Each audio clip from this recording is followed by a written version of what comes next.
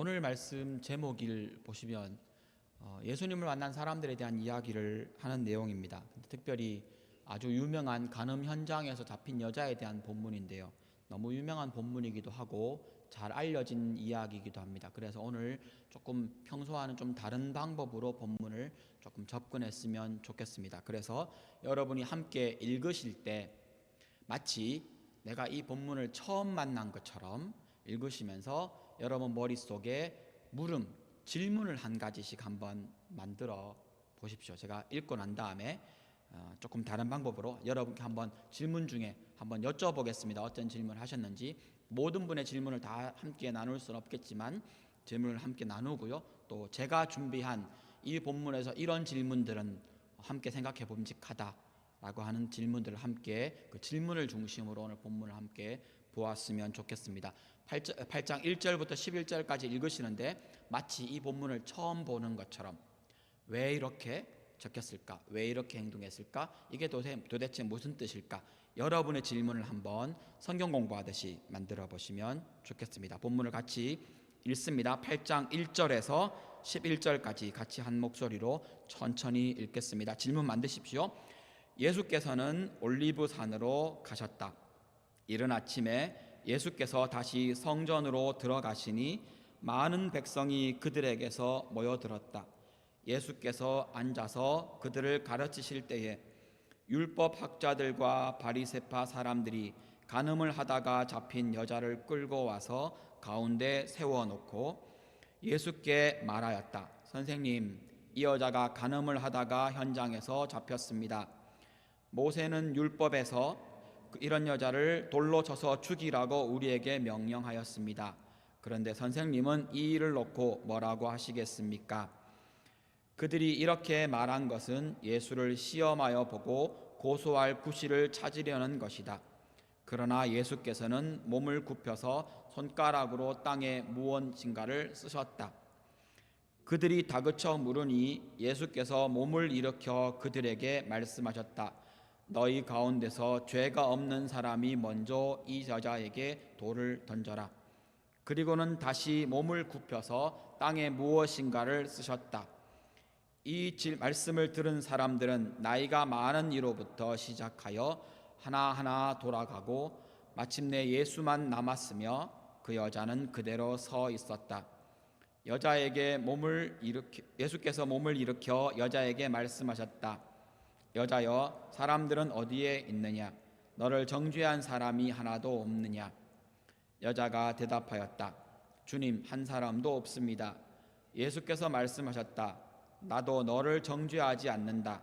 가서 이제부터 다시는 죄를 짓지 말아라. 어떤 질문이 머리에 떠오르십니까? 질문이 가슴을 뜨겁게 하고 이거 꼭 알아야겠다 이런 질문 가지신 분이 한두 분에게 질문을 이렇게 해주시면 나눠주시면 좋겠습니다. 네. 도대체 무엇을 쓰셨을까요? 조금 이따 살펴보겠습니다. 또 어떤 질문 하나를 더 받아볼까요? 네. 그러게 말입니다. 여러분들이 읽으시면서 들었던 왜? 라고 물었던 그 질문들과 함께 사실은 저도 이 본문을 읽으면서 마치 성경 공부하면서 이 본문을 읽으면 이런 질문이 들겠지라고 생각되는 5가지 질문을 가져와 봤습니다. 조금 신학적인 얘기도 있지만 그래도 적어도 이 유명한 본문을 여러분이 읽거나 다시 만나시면 오늘 했던 이 질문과 함께 이 본문을 이렇게 기억하고 마음에 이렇게 담으셨으면 좋겠습니다. 첫 번째 질문이 저는 이 질문을 함께 나누었으면 좋겠습니다. 본문에 여러분 읽으시면 7장 53절에서 어디서 보셨다면 들으셨다면 7장 53절에서 8장 11절이 성경 원문에 없다라고 하는 주장을 들으실 수 있을 겁니다. 들으셨을 수도 있고 처음 들으시는 분도 계실 겁니다. 그래서 이 부분이 후대에 나중에 적어도 100년 뒤에 이 성경 안으로 들어온 성경 아닌 본문이다 라고 하는 주장을 만나실 수 있습니다. 우리가 읽은 이 8장 1절에 보면 예수님이 올리브산으로 가셨다라고 기록이 됩니다. 그런데 이 얘기는 8장이라고 하는 이 부분은 나중에 시간이 지난 다음에 종교개혁 이후에 독일에서 성경을 편찬할 때 장과 절을 그때 붙였습니다. 그때 있을 때 나누어서 장과 절을 붙이느라고 붙은 것이지 성경 본래 원문이나 그 사본들에는 이 장절이 없습니다. 그렇게 붙이고 났지만, 그렇게 나눴지만, 근데 실제로 요 앞절에 보면 7장 53절입니다.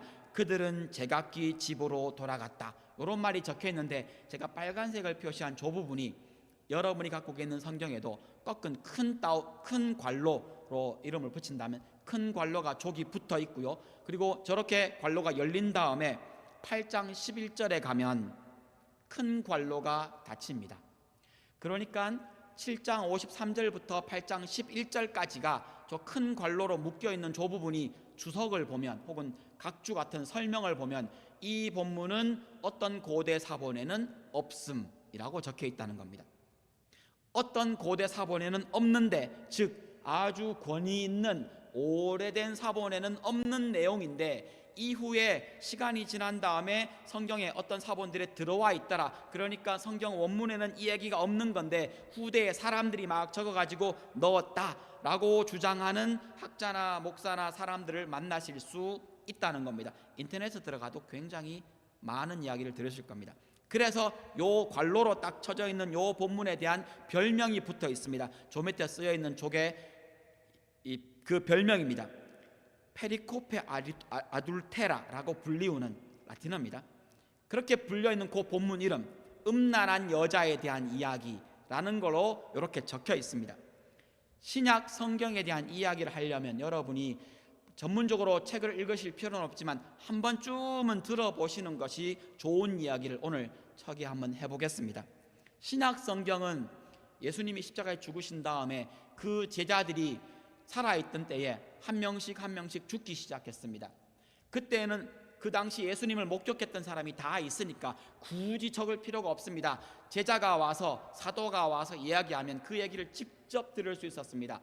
예수님을 눈으로 목도한 사람이 수백 수천 명이 있었습니다. 그들이 있을 때에는 굳이 적을 필요가 없었는데, 왜냐하면 적는 게 돈이 많이 들거든요. 양피지, 양가죽에다가 성경 하나를 기록하는데 요즘 돈으로 따지면 그게 양가죽을 벗기고 그걸 잘 다듬고 가공하고 거기에 기록하고 특별한 화학 처리를 하는데 드는 비용이 요즘으로 얘기하면 집 한 채 가격입니다.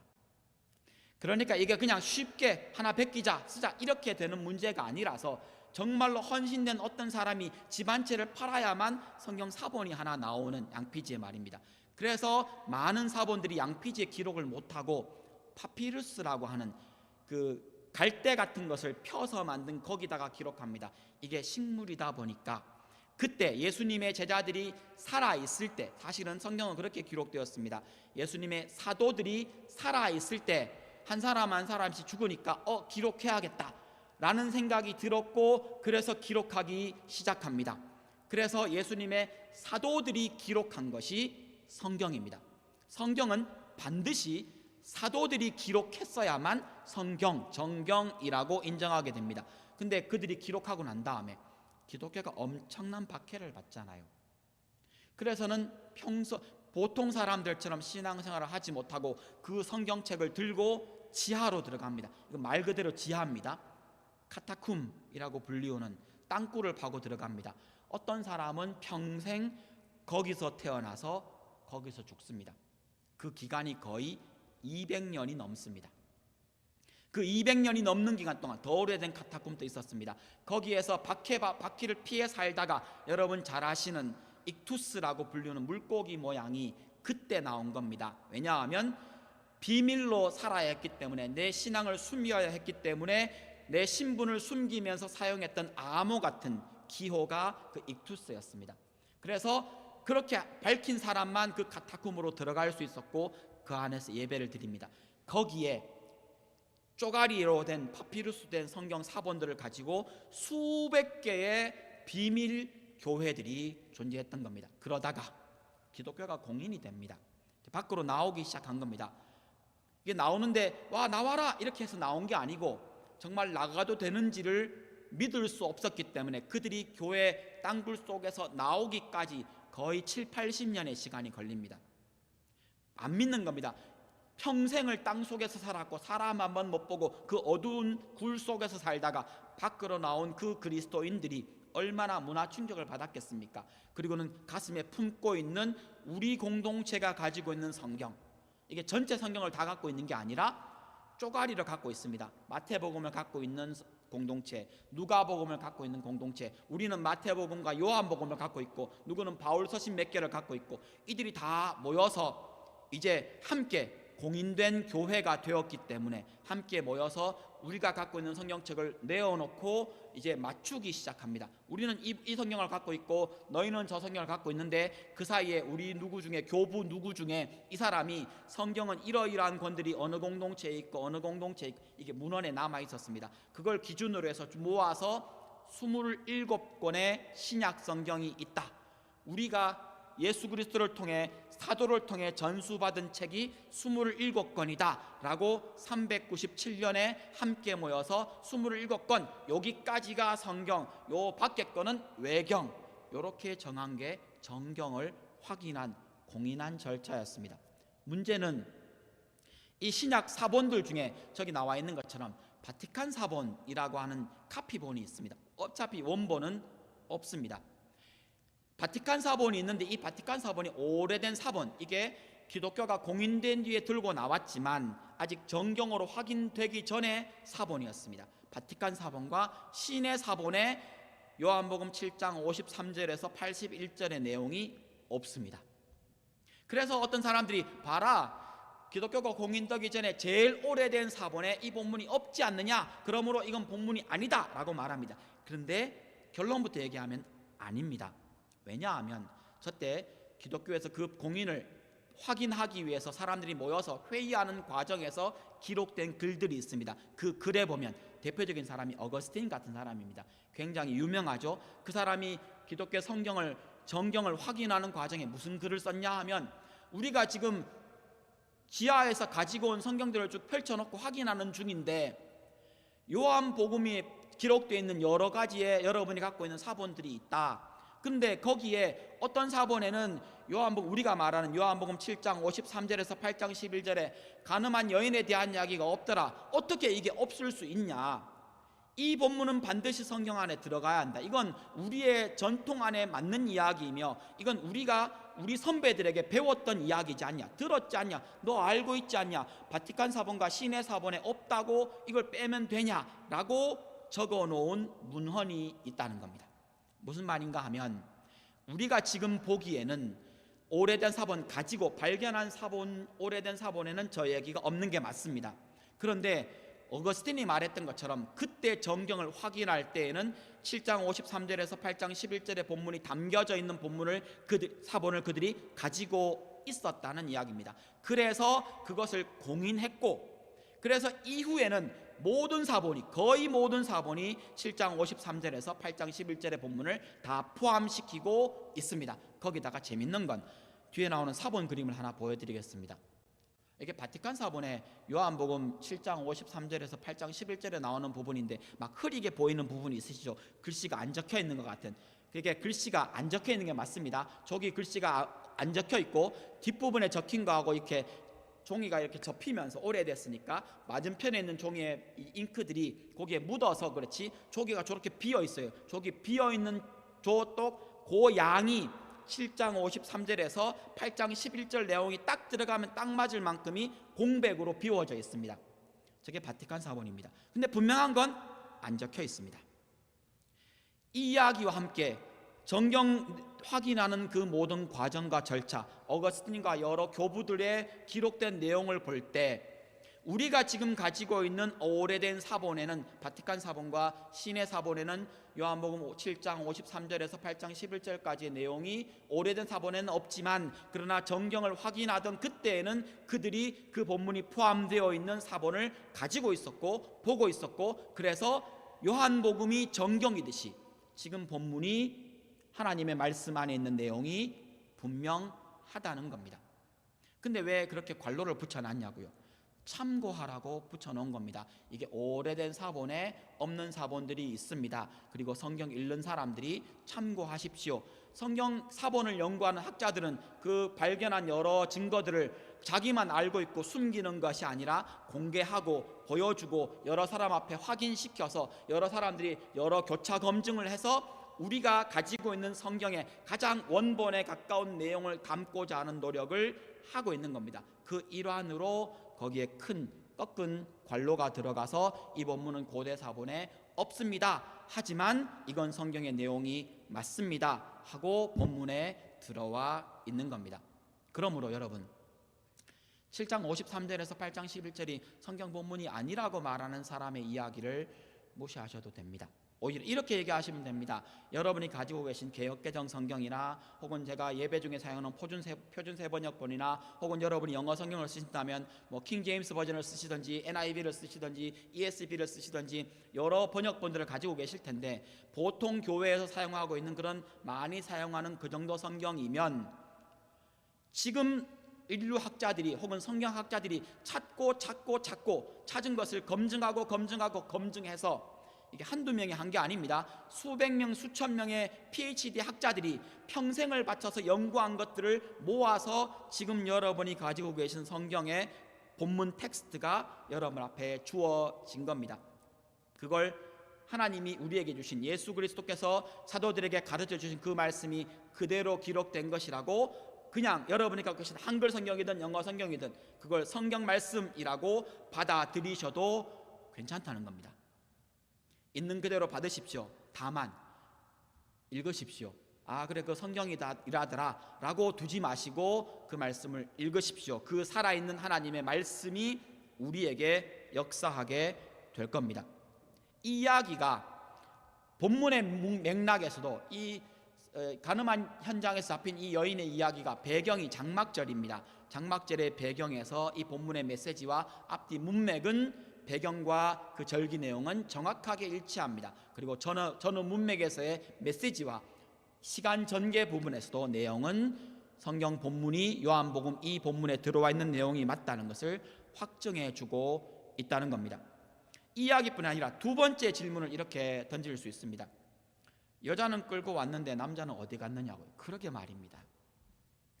이 내용을 아무리 읽어도 여자 얘기만 나오지 남자 얘기가 안 나옵니다. 8장 3절에 보니까 가늠하다가 현장에서 잡힌 한 여자를 데려와서 가운데 세웁니다. 4절에 보니까 그 여자를 고발합니다. 이 여자가 이렇게 나쁜 여자입니다. 이렇게 잡혀왔다고 얘기합니다. 그런데 가늠이 혼자 할 수 있는 것도 아니고 율법학자들이 여자만 데려온 겁니다. 율법을 몰라서 그런 게 아닙니다. 율법에 기록된 대로 하면 가늠 현장에서 잡힌 사람 남자든 여자든 둘 다 그에 대한 책임을 지고 벌을 받아야 됩니다. 그런데 그렇게 하지 않은 이유를 사실은 예수님을 시험하기 위해서라고 말합니다. 어떤 사람은 현장에서 남자를 죽였고 그런 다음에 예수를 시험하기 위해서 여자만 데려왔다라고 말하는 사람도 있지만, 사실은 이 율법학자들의 질문을 통해 본다면, 그리고 문맥을 통해 본다면 사실은 그랬다기보다 남자를 의도적으로 숨겼든지 남자가 좀 힘이 세고 빨라서 도망갔든지 이 정도로 생각할 수 있을 것 같습니다.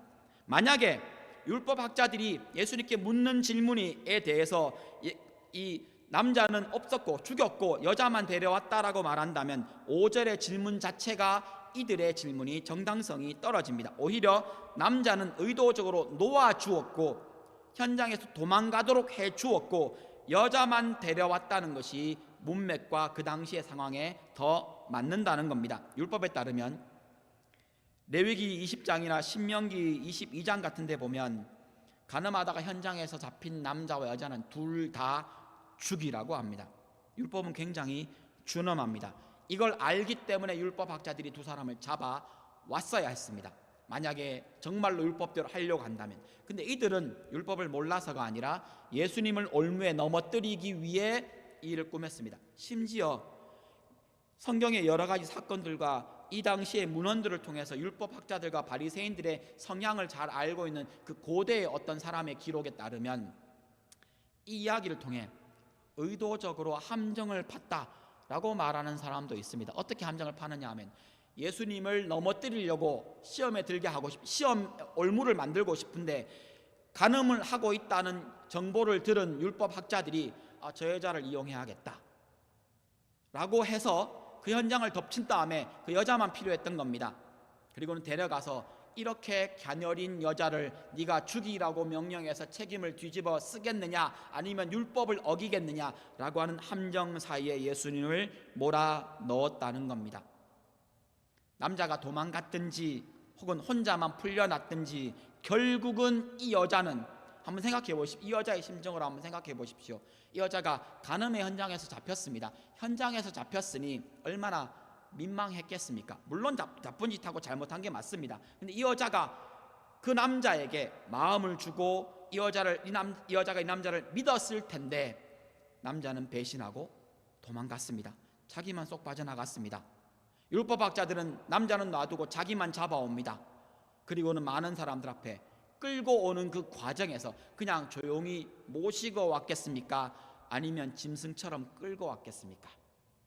그 오는 과정에서 벗겨진 옷을 주섬주섬 챙기면서 몸을 가리면서 끌려온 그 여자가 무슨 생각을 하면서 거기에 왔겠습니까? 율법을 아는 그 여자가 나는 이제 죽었구나 라고 끌려와서 그 자리에 섰을 겁니다. 몸을 가누지 못하고 아마 오는 과정에서 매도 맞았을 테고, 오는 과정에서 지금 이슬람 문화를 통해 본다면 이런 일을 통해 사람들이 어떻게 대하는지를 금방 알 수 있습니다. 오는 과정 중에 동네 여자들에게, 동네 남자들에게 매맞으며 침뱉음을 당하며 욕설 들으면서 예수님 앞에까지, 예루살렘 성전 옆에까지 끌고 들어온 그 과정 중에 이 여자는 상처받고, 물론 잘못한 게 맞습니다. 그럼에도 불구하고 욕먹고 배신당하고 표적이 되어서 여기 끌려온 겁니다. 예수님이 이 여인을 돌로 치려고 하는 사람에게 먼저, 죄 없는 사람이 먼저 치라고 했을 때 그들이 돌을 던져놓고 돌을 내려놓고 그냥 돌아간 것을 볼 때 사실은 이 여자를 돌로 쳐서 죽이려고 하는 그들, 오는 그 과정 중에 이 여자에게 침뱉고 때리고 욕하던 그 남자 여자들도 사실은 그에 못지않은 죄인이면서도 자기는 아닌 척 이 여자를 정죄하며 데려왔던 겁니다. 사실은 이것이 우리의 모습이며 우리의 실상입니다. 우리가 그 여자의 모습일 수도 있지만 우리가 그 여자를 끌고 온 그 사람의 모습일 수도 있다는 겁니다. 근데 문제는 내 잘못은 드러나지 않았으니 나는 의인이라고 착각하며 그 행동을 한다는 겁니다. 내 잘못은 드러나지 않았으니 나는 저 여자를 죽일 수 있는 권리가 있는 것 마냥 행동한다는 겁니다. 거기에 이 여자는 걸려 들었습니다. 이것이 함정인지 아니면 정말로 말 그대로 간음 현장에서 잡혀서 끌려왔든지, 그것이 어떤 것이든 간에 이 여자가 잘못한 건 맞는데 그들을 끌고 온 사람이 잘한 것도 없다는 겁니다. 예수님이 그 부분을 지적하시며 죄 없는 사람이 먼저 돌로 치라 라고 말씀하셨던 겁니다. 세 번째 질문을 이렇게 던질 수 있습니다. 아까 정은혜 집사님 물으신 것처럼 예수님이 손가락으로 쓰셨다는데 무엇을 쓰셨을까요? 그러게 말입니다. 5절에 보니까 율법학자들이 예수님께 모세의 율법을 언급하면서 모세의 율법에는 이렇게 돼 있는데, 그들이 모세를 참 좋아합니다. 모세의 권위에 의존해서 모세가 하나님께 받은 율법에는 이러이러하게 적혀 있는데 라고 하면서 당신은 어떻게 하겠습니까? 라고 묻습니다. 물론 이 의도는 모세의 율법을 따르겠다는 말이 아니라 예수님을 시험하는 겁니다. 6절에 예수님을 고소할 구실을 찾기 위해서 이렇게 질문을 했다 라고 콕 찍어서 말합니다. 그때 예수님이 땅바닥에다가 손가락으로 뭘 쓰십니다. 그리고는 그 내용이 뭐라고 적었는지는 안 나옵니다. 이상하죠? 손가락으로 뭐라고 땅에 썼습니다. 근데 예수님의 무엇을 썼는지에 대한 내용이 나오는 게 아니라 손가락으로 썼다라는 부분이 도드러지게 기록이 되었습니다. 여기만 기록된 게 아닙니다. 7절에 보니까 죄 없는 사람이 먼저 돌로 치라 다그치는 그들에게 이렇게 대답하신 다음에 예수님은 다시 8절에 다시 앉으시고 다시 손가락으로 바닥에 다시 적습니다. 무엇을 적었는가가 중요한 게 아니라 요한이 보기에도, 아니 예수님은 의도적으로 손가락으로 바닥에 무언가를 쓰신 행동을 보여주셨다는 겁니다. 무엇을 적었는가가 아니라 적는 행동으로 예수님이 메시지를 전하고 계신다는 겁니다. 요한도 그것을 알았기에 굳이 무엇을 적었는가를 추적해서 적지 않습니다. 오히려 예수님이 땅에 쭈그리고 앉아 바닥에다가 무엇을 썼다, 손가락으로 무엇인가를 썼다. 근데 여러분, 지금 여기서 쟁점이 되고 있는 것이 모세의 율법입니다. 출애굽기 31장 18절에 시내산에서 모세에게 하나님이 증거판을 주시는데 그 증거판을 하나님이 손수 돌판에 쓰셨다. 영어 표현을 보면 finger, 하나님이 손가락으로 기록해 주셨다. 이스라엘 백성들, 이 율법 학자들과 바리새인들이 모세의 율법에 의존해서 이 여자를 죽여야 됩니까? 라고 묻고 있는 그 모세의 율법은 하나님의 손가락으로 기록되었던 하나님의 명령이었으며, 하나님께서 주신 율법, 하나님의 손가락으로 기록하셨던 그 손가락으로 아들 하나님이 바닥에 쓰십니다. 마치 이런 메시지 같습니다. 너희들은 내 손가락으로 적어준 그 율법을 가지고 사람을 옥죄고 정죄하고 자기 목적을 위해 함정을 파고 사람 생명을 가볍게 여기고 내가 내 손가락으로 적어준 그 율법을 기준으로 율법을 세우는 것도 관심이 없고, 거기다가 너희에게는 율법을 준 나를 시험하면서 정작 율법의 의미와 율법을 주신 의도를 알려고 하지 않을 뿐더러 율법을 무기 삼아, 내가 내 손가락으로 너희들에게 적어준 그 율법을 무기 삼아 다른 사람을 정죄하고 있구나. 도대체 너희는 누구냐? 예수님의 행동이 지금 그 메시지를 전하고 있는 것 같습니다.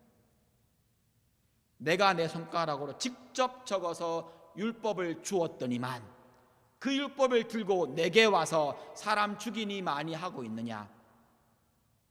그러면서 행동으로 예수님이 바닥에 손가락으로 글씨를 쓰십니다.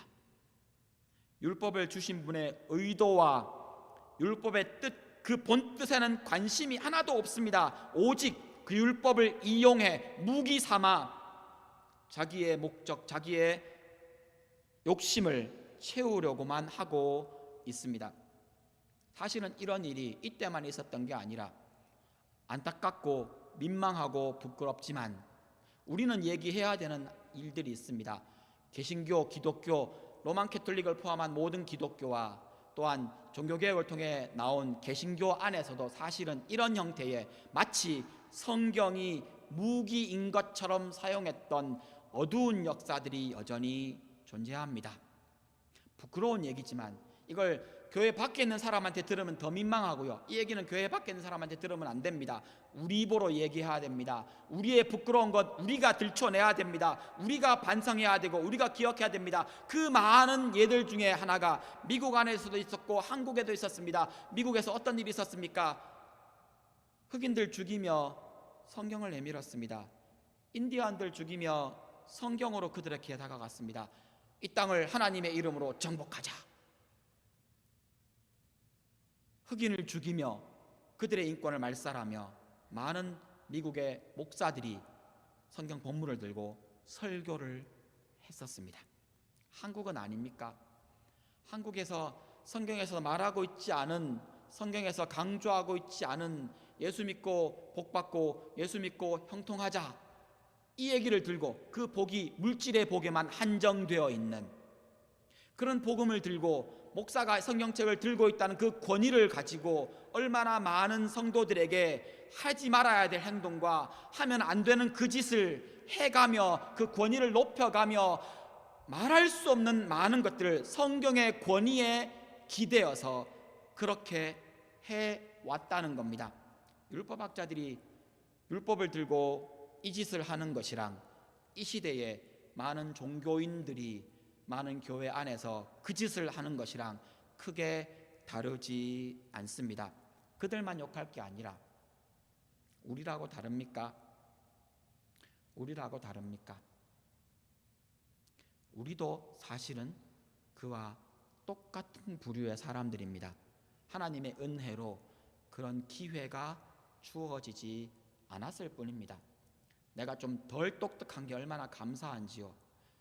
제가 좀 능력이 좀 덜 출중한 게 얼마나 감사한지요. 이보다 더 능력이 출중하고 이보다 더 똑똑했으면 유명해져 가지고 대단한 영향력을 끼치는 사람이 되었다면 저의 이 어둡고 가리고 싶은 이 어두운 부분들이 얼마나 다른 사람에게 악영향을 끼쳤을지 감히 누가 장담할 수 있습니까? 이 본문을 보면서 이들이 잘못되었다는 것도 지적해야 하지만 나도 그럴 수 있는 사람이라는 것을 잊으면 안 됩니다. 네 번째 질문은 이런 질문을 할 수 있습니다. 성경 본문을 관찰하고 배경을 확인한 다음에 적용하며 다 보니까 예수님도 간음한 여인을 정죄하지 않았으니 간음이나 간통은 죄가 아니야. 실제로 이렇게 주장하는 사람이 있더라고요. 답부터 얘기하면 아닙니다. 이거 죄 맞습니다. 11절에 보니까 나도 너를 정죄하지 않는다라고 말씀하셨지 않습니까? 예수님도 정죄 안 한 걸 왜 우리가 정죄합니까? 라고 질문하며 간음과 간통은 죄가 아닙니다. 법에도 죄가 아니잖아요. 한국 법이 그렇잖아요. 간통죄는 죄가 아닙니다. 그냥 민법에서 서로 이득과 서로 주고받는 것을 얘기하면 됩니다. 이런 세상에 사는 우리에게 더더욱 이 본문은 중요합니다. 간음, 간통죄 죄 맞습니다. 이어지는 11절의 이야기를 보면 뒷부분에 나옵니다. 내가 너를 정죄하지 않겠다라고 말씀하신 다음에 이제부터는 다시는 죄를 짓지 말아라. 예수님이 말씀해서 확인할 수 있습니다. 간음, 간통 죄 맞습니다. 다시는 이 같은 죄를 짓지 마라. 죄가 분명하지만 예수님은 이 여인을 정죄하지 않으셨습니다. 이 본문이 분명히 정경의 내용이라고 주장하면서 요한복음의 내용이라고 확증해준 그 어거스틴 같은 사람들이 이 신앙의 본문을 어떻게 설명했는가 하면 이것이 예수 그리스도의 긍휼과 용서다. 이것이 하나님이 우리에게 베풀어 주신 이 여인에게뿐 아니라 우리 모두에게 베풀어 주신 은혜다. 이것을 보여주는 본문이다 라고 이 본문을 설명합니다. 맞습니다. 분명히 죄 맞습니다. 그러나 그 여인에게 나도 너를 정죄하지 않겠다. 이 말을 조금 다른 말로 바꾸면 누가복음 7장 48절에 나오는 것처럼 예수님은 임의로 죄를 용서하실 수 있는 분이었고 그래서 이 여자의 죄를 정죄하지 않고 용서해 주신 겁니다. 예수님은 간음 현장에서 잡혀온 여인이 돌을 든 무리들 중간에 서서 두려움과 회개의 눈물을 흘리는 것을 보셨을 겁니다. 나도 너를 정죄하지 않겠다는 말이 네가 잘못이 없다라고 말하는 것이 아니라 나는 너의 눈물을 보았다. 나는 너의 회개하는 마음을 보았다. 이제는 돌이켜서 그 자리에서 그 마음으로 다시 죄에 머무르지 마라 라고 말했다라고 본문을 이해하는 것이 문맥에 훨씬 더 예수님의 상황과 문맥과 전체 예수님의 메시지에 더 맞는 말일 겁니다. 예수님은 죄를 용서하실 수 있는 분이고 예수님은 이 여인의 마음에서 회개하는 마음을 보셨던 겁니다. 우리도 똑같습니다. 우리가 죄 안 짓고 살려고 애쓰지 마시고요. 표현하지 이렇습니다. 죄 안 짓고 살려고 애쓰지 마시고요. 그 노력이 얼마나 헛된지 우리 잘 압니다. 주 앞에 온전히 내가 아무것도 아님을 인정하며 내가 죄인입니다. 내가 잘못했습니다. 라는 것을 솔직하게 고백하며 다시 서는 것이 하나님이 우리에게 주신 은혜의 내용입니다. 이 여인에게 주셨던 그 나도 너를 정죄하지 않겠다. 이 말씀이 예수 그리스도를 통해 우리 모두에게 임한 하나님의 은혜입니다. 우리에게는 정죄함이 없습니다. 다섯 번째 질문은 적용하면서 이런 질문을 연결해서 할 수 있습니다. 예수님도 정죄하지 않으셨으니까 간음죄와 간통죄는 죄라고 합시다. 그러면 정죄하지 않으셨으니까 우리도 다른 사람을 정죄하지 말아야 하지 않겠습니까? 정죄를 예수님도 안 하셨는데 왜 우리가 어떻게 정죄할 수 있습니까? 라고 묻는 혹은 그렇게 대답하는 사람이 있었고 있을 수 있을 것 같습니다. 11절에 분명히 예수님이 이 여인의 죄를 정죄하지 않으셨습니다. 정죄라는 이 단어가 한국말이든 혹은 그리스어에 적혀있던 이 말이든 원어로 보면 죄를 규정하다 혹은 심판하다, 유죄로 판결하다라는 의미가 담겨져 있습니다. 이런 말입니다. 너 죄를 지었어. 너 죄인이야. 이게 정죄입니다. 근데 이 말의 배경에 묻혀있는 말은 내가 심판자의 자리에 섰을 때 이 말을 하게 된다는 겁니다. 아까 살짝 언급했지만 이렇게 말하면 예수님 같은 분이야 내가 너를 정죄하지 않겠다, 혹은 네가 죄인이다, 이렇게 말하시면 예수님은 예수님이시니까. 근데 우리 같은 사람이 그렇게 하면 그 말을 하는 순간 우리는 압니다. 내가 어떤 짓을 하고 살아왔는지. 그러면서 나는 아닌 척. 우리는 그런 사람들 아닙니까? 그래서 이 부분이 우리에게는 참 조심스러운 부분도 맞습니다. 그래서 우리는 정죄하지 말자라고 말을 합니다. 근데 여기서 좀 구별해야 될 것이 있습니다. 그것이 죄다라고 말하는 것이 참 조심스러움에도 불구하고 우리는 해야 합니다. 해야 합니다. 다른 사람의 죄에 대해서 그것이 죄다라는 말을 해야 합니다. 그런데 정죄라는 그 단어의 의미가 강하게 드러나는 것처럼 심판하고 그를 정죄하고 나는 괜찮은 사람이라는 이미지가 아니라, 그런 입장이 아니라 그를 위하여, 그를 회개시키고 그가 그 죄로부터 떠나게 하고 그의 죄의 행동과 그의 죄의 생각이 다른 사람에게 영향을 미치지 않도록 목적을 분명히 확인하셔야 합니다. 그래서 저는 이 단어를, 정죄라는 단어, 이 단어 사실은 동일한 의미이지만 저는 그리스도인으로서 특별히 리더라면 그것이 죄가 아닌지를 확인하시고 말해 주셔야 하며 분별하셔야 됩니다. 그리고 그것을 저는 우리의 용어로 진단이라고 이름을 붙이고 싶습니다. 정죄는 심판이 목적이고 벌이 목적이고 죽이는 것이 목적이라면 진단은 주로 의사들이 하는 거 아닙니까? 상태를 정확하게 파악해서 고치려고, 살리려고, 회복시키려고 진단합니다. 여러분, 다른 사람을 죽이려고 그 사람의 길을 누르고 그 사람이 잘못됐음을 들춰내므로 내가 우월함을 드러내기 위한 정죄가 아니라 그 사람이 잘못된 것을 확인하고 그를 돕기 위해, 그를 회복시키기 위해, 그를 살리기 위해, 예수 복음을 그에게 전하기 위해 진단해야 합니다. 특별히 리더라면, 여러분이 지금은 리더가 아니라고 마음 편하게 놓고 계시면 안 되고요. 여러분 3년만 지나면, 5년만 지나면, 10년만 지나면, 아니 지금 벌써 여러분은 선배이시고 어른이시라서 여러분 밑에 여러분 자녀들, 여러분의 후배들, 여러분의 신앙 후배들은 여러분을 바라보며 선배님이라고 부를 겁니다. 곧 그렇게 부르실 겁니다. 그들 앞에 여러분은 리더이고 여러분 그때 진단을 하셔야 합니다. 무엇이 죄인지, 무엇이 죄가 아닌지, 무엇이 덕이 되는지, 무엇이 덕이 되지 않는지. 모든 것이 가능하지만 모든 것이 덕이 되는 것은 아닙니다.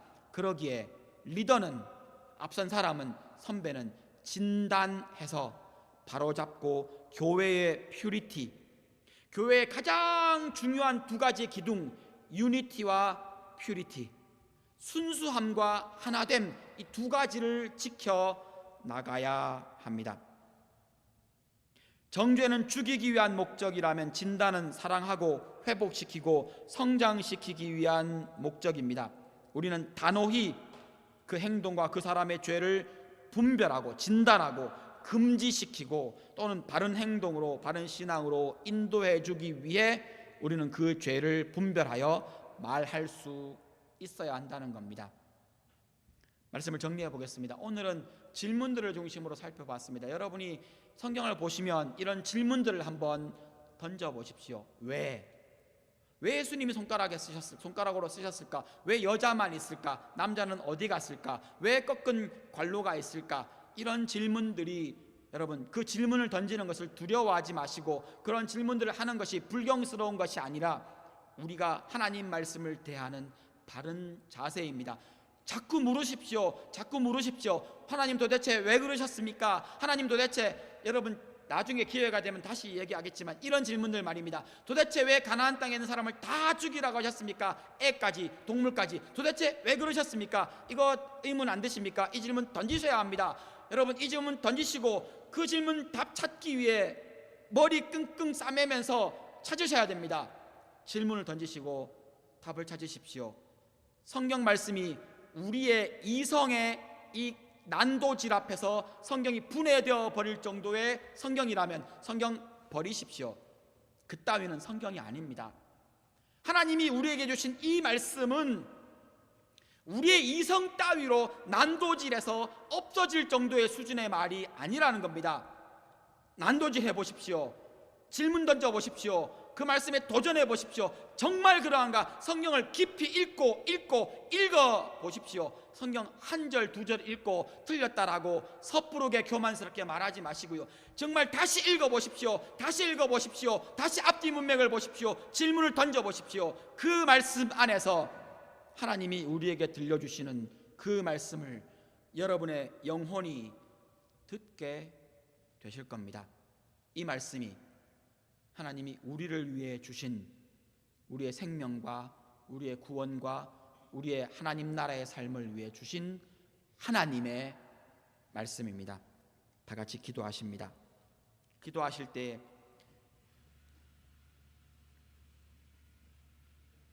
세상은 사람들을 배신하고 표적 삼아서 공격하는 세상입니다.